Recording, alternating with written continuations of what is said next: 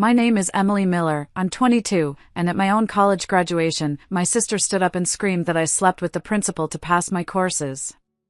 Before I tell you how that accusation led to a $300,000 truth and uncovered a dark family secret that had been buried for years, let me know where you're watching from in the comments. The applause was a physical force, a warm wave pushing me toward the culmination of my entire life up to that point. For years of scrubbing greasy plates at the Maple Creek Cafe until 2 in the morning, the smell of stale coffee clinging to my clothes. For years of tutoring high school kids on weekends, my brain buzzing with calculus and chemistry when all I wanted to do was sleep. For years of instant ramen dinners, counting every single dollar, every single sacrifice, all leading to this one singular moment. I was on the stage, the plush red velvet ropes behind me, a sea of smiling, anonymous faces in front. Principal Henderson, a man I respected deeply, was beaming, holding out the heavy, embossed diploma that I had earned with every fiber of my being. It was more than paper, it was proof. Proof that I had made it on my own. Then, a voice, sharp and venomous as a shard of glass, sliced through the celebratory hum. She cheated. She slept with Principal Henderson to pass her courses. She's a fraud. The applause didn't just die, it was strangled. 1,000 conversations stopped mid-sentence. 1,000 heads, a unified, swiveling mass, turned to find the source of the poison. Then, just as quickly, they all turned back to me.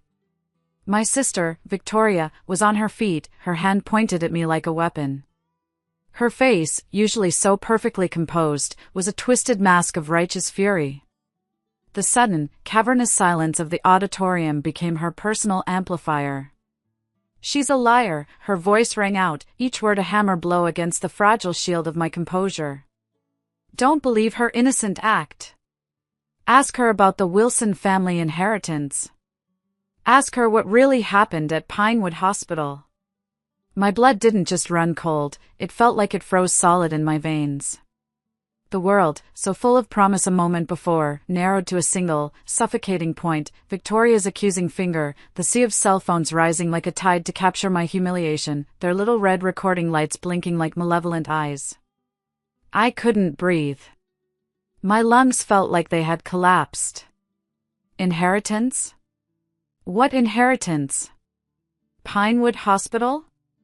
My mind was a roaring, white void of panic and confusion. Principal Henderson, to his credit, reacted instantly. He took a protective step forward, his body slightly shielding me from the onslaught. His voice was calm, but it carried the unmistakable weight of authority. Ma'am, I'm going to have to ask you to leave. 2 burly security guards were already moving with purpose down the center aisle. Victoria didn't go quietly. She continued to shriek, a torrent of incoherent accusations about my character, about lies, about money, until the heavy auditorium doors swung shut behind her. The sound was cut off, but the toxic shockwaves she had unleashed continued to ripple through the silent room. I don't know how my feet moved. It felt like I was watching someone else walk across that stage, a stranger in my own body. I took the diploma from Principal Henderson. His hand was warm and firm as he briefly squeezed my shoulder, a small, grounding point in my spinning universe. This will pass, he whispered, his voice so low only I could hear it. You are stronger than this. But as I walked off that stage, down the steps, and back to my seat, the crushing silence of the crowd felt infinitely worse than booing. The averted eyes of my classmates, the hushed whispers that erupted as I passed, it was a gauntlet of shame. My graduation, the one day that was supposed to be a testament to my hard work, had been irrevocably tainted, stolen from me in the most public and brutal way imaginable. For 3 days, I became a ghost in my own tiny apartment. The world outside ceased to exist. I unplugged my phone, unable to face the toxic flood of messages I knew would be waiting, a sickening mix of cruel memes, gleeful gossip, and a few half-hearted messages of support that felt just as hollow. My roommate, Megan, was my lifeline. She didn't push or pry. She would just quietly leave food outside my bedroom door, her voice a soft, worried murmur. Please eat something. Don't let her win. But in my mind, Victoria had already won. She hadn't just embarrassed me, she had planted a seed of doubt so poisonous that it felt like it was taking root in my soul, choking everything else out. What if people believed her? My professors? Future employers? The thought was paralyzing. On the fourth day, Megan stopped knocking. She used her spare key and walked right in, a bag of greasy takeout in one hand and a look of fierce, protective determination on her face. She sat on the edge of my bed, ignoring my protests. "She's not just crazy," Megan said, her voice firm as she unpacked containers of lo mein and egg rolls. "She's scared. Panicked people do stupid things. They lash out, they overplay their hand. She didn't just call you a cheater, she mentioned an inheritance and a hospital. Those were unforced errors. She revealed cards she didn't mean to, and we need to find out what they are." Her logic was a lifeline in the swirling chaos of my emotions. It cut through the self-pity and the shame. Victoria wasn't just being cruel, she was being reckless. And reckless people, I realized, leave trails. A fragile plan began to form in my mind, a tiny spark in the darkness. I knew Victoria's schedule by heart. She was a creature of habit. While she was at her high-paying marketing job, the one she never missed an opportunity to lord over me, I drove to our childhood home. The house felt alien, haunted by the ghosts of a family I was beginning to realize I never truly knew. I went straight to her room, a space as immaculate and emotionally sterile as a hotel suite. Every part of me screamed that this was wrong, that I was invading her privacy.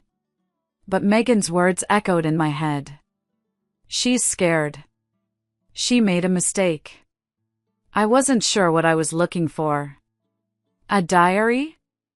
Old letters? I started with the obvious places, feeling like a thief in my own history. Under the bed, in her desk drawers, nothing. Then I moved to her closet. Behind a stack of old, forgotten yearbooks, I saw it. A small, black external hard drive. It looked ancient, the kind people used a decade ago. My heart began to pound a frantic rhythm against my ribs. Why would someone as tech-savvy as Victoria keep something this old? I slipped it into my pocket, my hand trembling. Back in the safety of my apartment, Megan and I huddled over her laptop. The drive whirred to life. It was a digital time capsule, mostly filled with old college papers and thousands of photos. We spent an hour clicking through folders, our initial excitement fading into disappointment. It was all just normal. Maybe I was wrong, I murmured, ready to give up. "Wait," Megan said, her finger hovering over the mouse. "What's this?" She clicked on a folder labeled simply Family Docs. It contained a handful of scanned files. Most were old utility bills and tax forms. And then we saw it. A file named gp_wilson_letter.pdf. My breath caught in my throat. With a click, the image loaded. It was a letter, the digital copy showing every crease and age spot of the original yellowed paper. It was from my maternal grandfather, a man I only vaguely remembered from early childhood. The letter was addressed to my parents, dated shortly after I was born. It spoke of his deep love for his daughter, Diana, and his profound heartbreak over her recent, sudden passing. Then, my eyes snagged on a paragraph that made the air vanish from my lungs. "I have set up a college fund in the amount of $300,000 to be held in trust for my beloved granddaughter, Emily. This is to ensure she receives the education she so richly deserves, an opportunity my dear Diana was so excited to give her.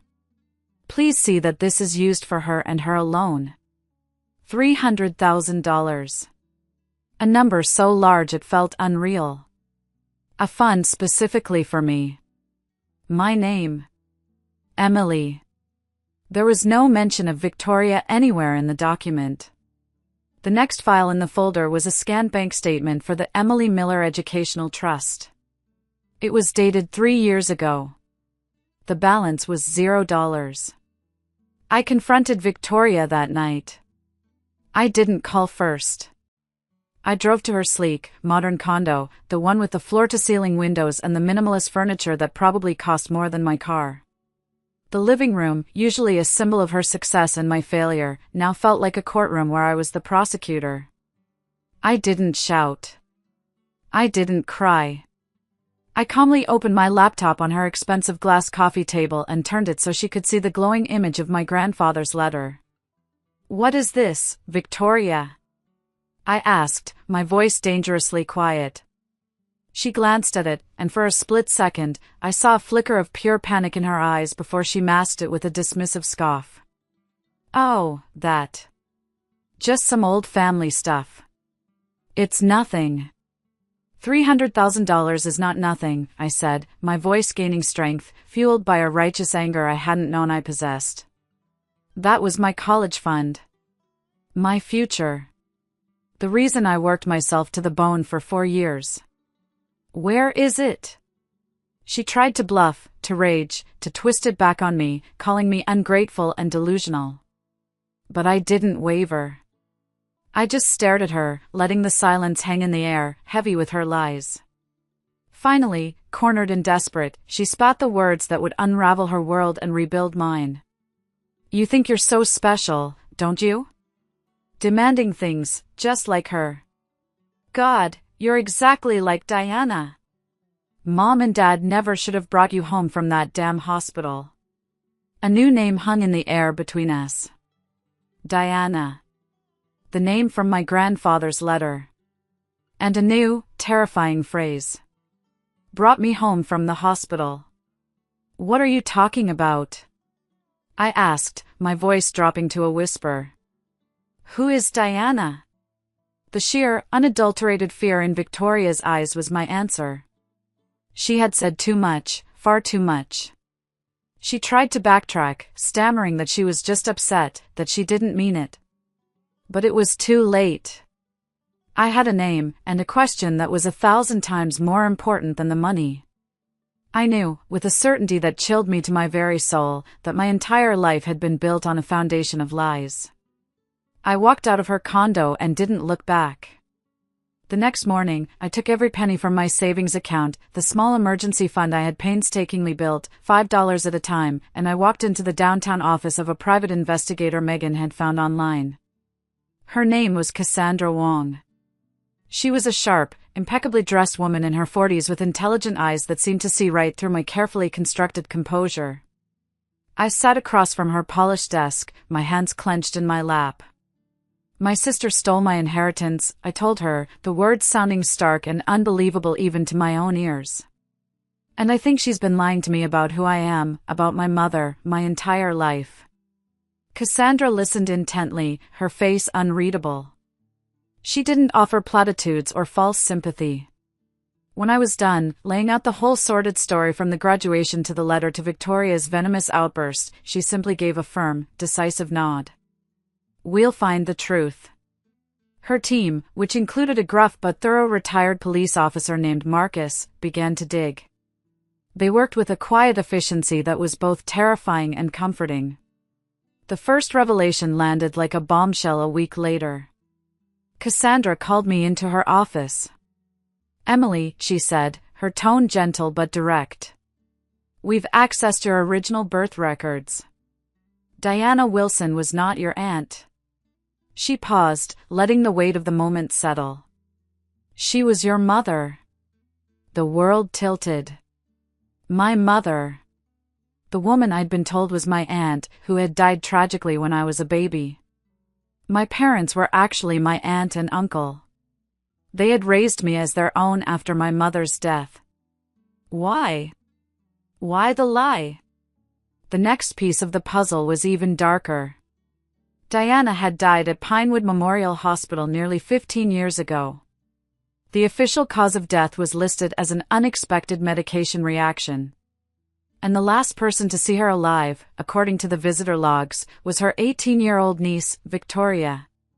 In the chaotic aftermath of the funeral, Victoria, a teenager herself, had somehow convinced my grieving grandparents to let her take custody of me, an 8-year-old child, without any formal adoption process, without any legal oversight. It was all informal, all behind closed doors. She had isolated me, taken control of my life, long before she took control of my money. Then Cassandra laid out the financial trail. It was a masterpiece of deception. Her team had unearthed years of bank records, credit card statements, and wire transfers. They had even managed to get the security footage and audio from the bank where Victoria had impersonated me. Cassandra played it for me.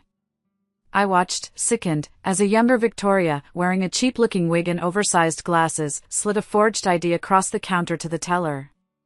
I heard her voice, my sister's voice, saying my name, my birth date, claiming my identity.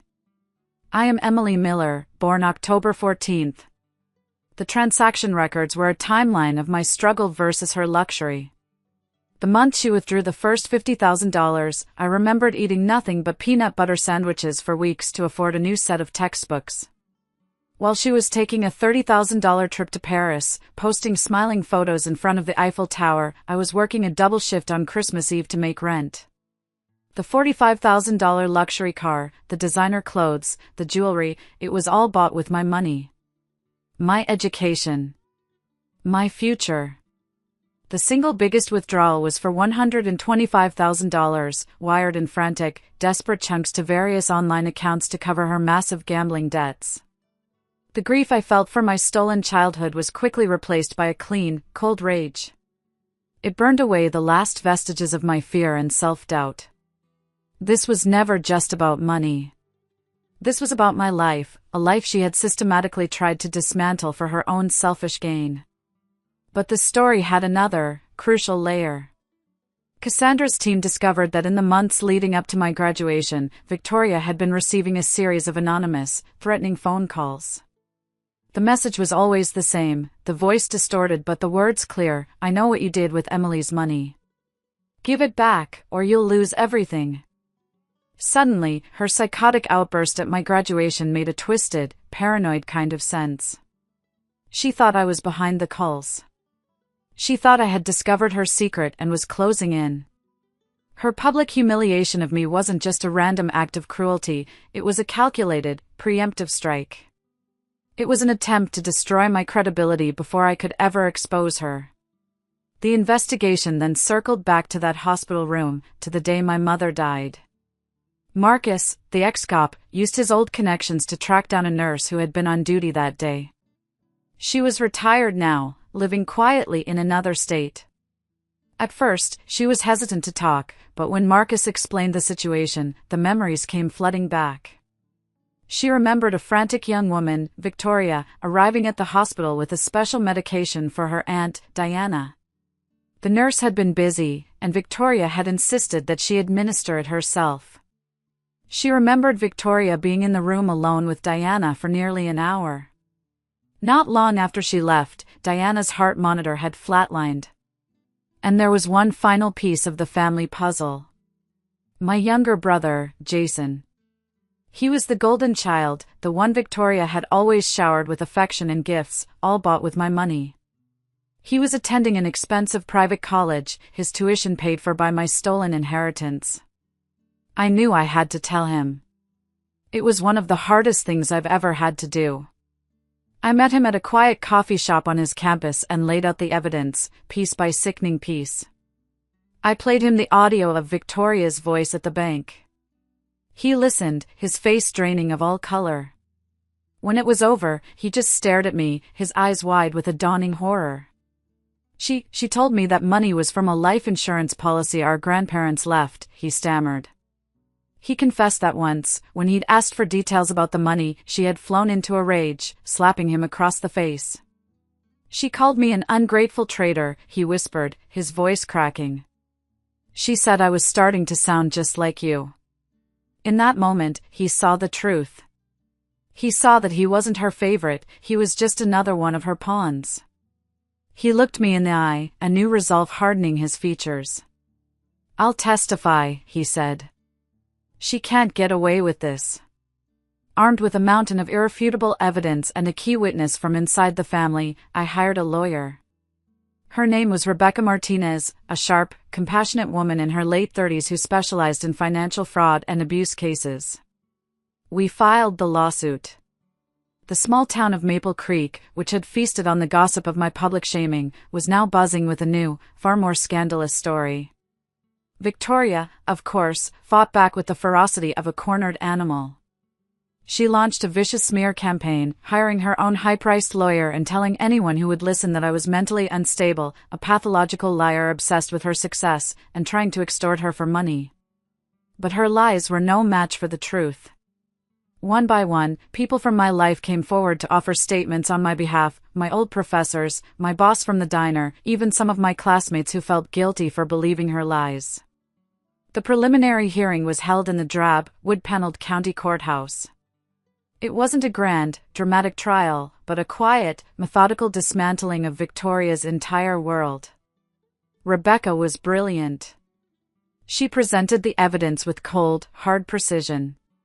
The forged signatures, confirmed by a nationally recognized handwriting expert. The bank employee, a nervous young man, who pointed directly at Victoria in the courtroom and identified her as the woman in the wig. The transaction records, displayed on a large screen for the entire court to see, a stark timeline of her greed. Victoria's only defense was to take the stand herself, to try and charm the judge with a tearful performance of a loving older sister being persecuted by a troubled, jealous sibling. It was a fatal mistake. On cross-examination, Rebecca was relentless. She used Victoria's own social media posts against her, displaying photos of her lavish vacations and designer purchases, time-stamped to the exact days and weeks that large sums of money were withdrawn from my trust fund. Trapped in a web of her own lies, Victoria's composure finally shattered. She became hostile, defensive, and her carefully constructed mask of victimhood crumbled, revealing the ugly, grasping narcissist underneath. But the final blow, the one that sealed her fate, came from the most unexpected source. Rebecca called Principal Henderson to the stand. He walked to the witness box, his face a grim mask of resolve. He wasn't there as my principal. He was there, he explained to the court, as the executor of my grandfather's estate and, more importantly, as Diana Wilson's fiancé. He spoke calmly, his voice resonating with a grief that was still palpable after all these years.